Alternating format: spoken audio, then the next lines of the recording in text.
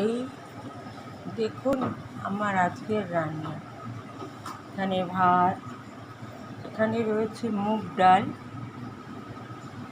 5 ফোড়ন, শুকনো লঙ্কা দিয়ে ফোড়ন দিয়েছি, আর তারপর ধনেপাতা, নুন মিষ্টি দিয়ে ডালটা করেছি।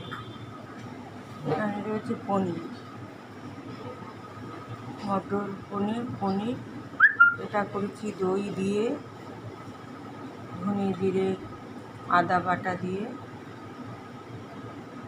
মটর পনির। নামানোর সময় একটু গরম মশলা দিয়ে দিয়েছি। এখানে রয়েছে আলু পোস্ত, আলুটাকে ভেজে কালো জিরে ফোড়ন দিয়ে আলুটাকে ভেজে পোস্ত, তিল, কাঁচা লঙ্কা একসঙ্গে বেটে আলুটা সেদ্ধ হওয়ার পর এটা দিয়ে মাখা করে নুন মিষ্টি দিয়ে নামিয়ে নিয়েছি।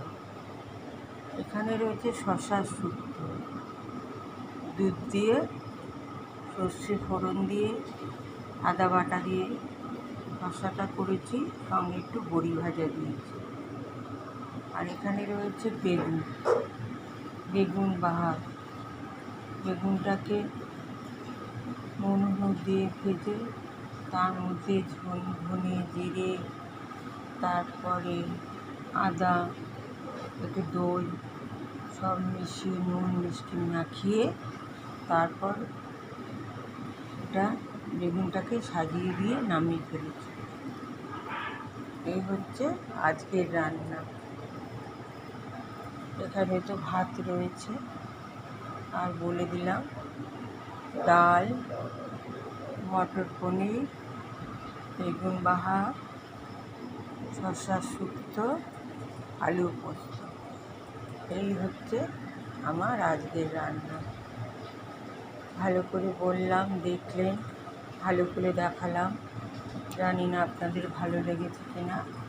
ভালো লাগলে লাইক, কমেন্ট, শেয়ার করবেন বেশি বেশি করে। কাল আবার রান্না নিয়ে আসবো, নতুন রান্না করব। ভালো লাগলে লাইক, কমেন্ট, শেয়ার করবেন।